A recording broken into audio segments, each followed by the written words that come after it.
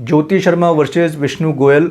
इस case title को याद रखिएगा। सुप्रीम कोर्ट का रिसेंट जजमेंट है जहां पे सुप्रीम कोर्ट ने 70 सालों से काबिज किराएदार को दुकान खाली करने के आदेश दिए। हम कह सकते हैं कि सुप्रीम कोर्ट का एक लैंडमार्क जजमेंट है, क्योंकि इससे पहले जितनी भी कोर्ट्स थी, चाहे ट्रायल कोर्ट हो, अपीलेट कोर्ट हो या फिर हाई कोर्ट हो, इन सारी कोर्ट्स ने जो टेनेंट है, किराएदार है, उसके पक्ष में फैसला दिया। लेकिन सुप्रीम कोर्ट ने तीनों कोर्ट्स की जो फाइंडिंग थी उसके अगेंस्ट जाते हुए अपना जजमेंट सुनाया है, जिसमें कहा गया है कि विद इन 6 मंथ जो किराएदार है उस दुकान को खाली करे, और वो 6 महीने का समय भी तब मिलेगा जब वो अंडरटेकिंग देगा कि 2000 से जो भी पेंडिंग किराया है, जो अरियर है, वो दुकान के मालिक को दिया जाए और विद इन 6 मंथ वो उस दुकान को खाली करे। जी हाँ, इसी तरह का सुप्रीम कोर्ट ने जजमेंट पास किया है। बड़ा लैंडमार्क जजमेंट है। बात करेंगे इस वीडियो में, समझेंगे कि आखिर ट्रायल कोर्ट ने या फिर हाई कोर्ट ने क्यों किराएदार के पक्ष में फैसला दिया था, और आखिर सुप्रीम कोर्ट ने किन ग्राउंड्स पे इस फैसले को जो दुकान के मालिक है उसके फेवर में दिया।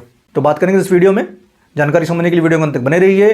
दोस्तों, अभी तक अगर आपने हमारा चैनल सब्सक्राइब नहीं किया तो please subscribe channel, press the bell icon. देखिए, किराया नाम है 1953 का। यहाँ पे जो पार्टीज थी, रामजी दास है, अदर पार्टी किशन लाल।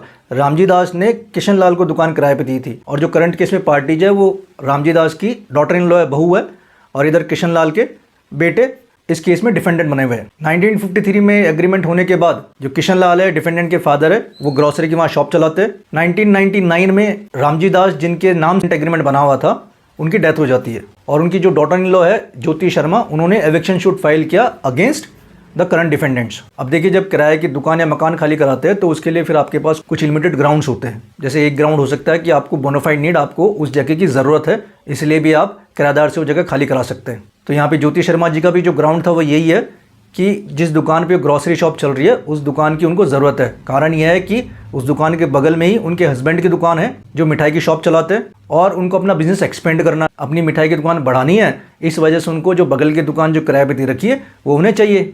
अब बात यह आती है कि ज्योति शर्मा उस दुकान के ऑनर कैसे हो गए। तो इसके लिए ज्योति शर्मा जी ने एक वसीयत पेश की है 1999 की, जिसमें कहा गया है कि उनके जो ससुर साहब थे रामजी दास, उन्होंने ये दुकान डॉटर इन लॉ के नाम कर दी थी। तो अगर देखा जाए तो ज्योति शर्मा जी का केस, प्लेंटिफ का केस, 2 बातों पे, वसीयत के थ्रू ओनरशिप मेरे पास आ गई। सेकंड है कि मुझे इस दुकान की बोनाफाइड नीड है। अब यहाँ पे जो डिफेंडेंट है उनका ऑब्जेक्शन ये है कि ये जो ज्योति शर्मा जी की विल है ना, वसीयत है, वो फ्रॉड है। दूसरा उनका ये भी ग्राउंड है कि ज्योति शर्मा जी और हमारे बीच में कोई लैंड और टेनेंट का रिलेशन नहीं है, क्योंकि हमारे बीच ऐसा कोई एग्रीमेंट ही नहीं हुआ, और न ही हमें इस बात की जानकारी दी गई है कि ज्योति शर्मा जी अब इस दुकान की मालिक हो गई है।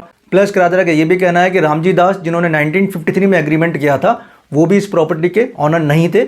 वो प्रॉपर्टी भी उनके अंकल के नाम पे। तीनों कोर्ट्स के अंदर, ट्रायल कोर्ट, फर्स्ट अपीलेट और हाई कोर्ट के अंदर ये मैटर, ये सूट डिसमिस हो गया।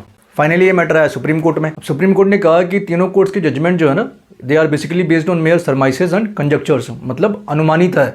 अनुमान किस बात का? उनका ये मानना है कि जो विल है ना वो सही नहीं है। अब विल सही नहीं मानने का ग्राउंड ये है कि जो रामजी दास थे उन्होंने अपने डॉटर इन लॉ के फेवर में वसीयत करी है, जबकि रामजी लाल की 3 बेटियां हैं, उनकी वाइफ भी है, साथ में एक डिजीज सन की वाइफ और सन है। तो ये अज्यूम करना, अनुमान लगाना कि एक व्यक्ति अपनी जो डॉटर है उनको कोई शेयर नहीं दे रहा, जो डिजीज सन की वाइफ है, सन है, उनको कोई शेयर नहीं दे रहा, तो ऐसा लगता है कि जो विल है वो सही नहीं है। तो सिर्फ इस अनुमान के आधार पर ही ट्रायल कोर्ट, अपीलेट कोर्ट और हाई कोर्ट जो प्लेंटिफ थे उसको, केस को डिसमिस करते गए। अच्छा, एक चीज़ और, यहाँ पे जो प्लेंटिफ है ज्योति शर्मा, इन्होंने प्रॉबिट भी लिया था। प्रॉबिट ये होता है बेसिकली आप किसी भी वसीयत को कानूनी तौर पे सही डिक्लेयर कराते हैं। आप कह सकते हो कि कोर्ट द्वारा सर्टिफाइड कॉपी दी जाती है उस विल की, वो भी उन्होंने करवा लिया था। और 2018 में जब हाई कोर्ट में अपील पेंडिंग थी तो उसको रिकॉर्ड पर लाने के लिए एप्लीकेशन लगाई थी, पर हाई कोर्ट ने उस एप्लीकेशन को रिजेक्ट कर दिया, ये कहते हुए कि ट्रायल कोर्ट में जब केस चल रहा था उस वक्त ये प्रॉबिट नहीं था। तो सुप्रीम कोर्ट ने इसको भी सही नहीं माना। सेकंड आ गया ऑनरशिप को लेकर, कि जो टेनेंट है, किराएदार, उनका कहना है कि ज्योति शर्मा या फिर जो रामजी दास थे वो इस शॉप के ऑनर नहीं है।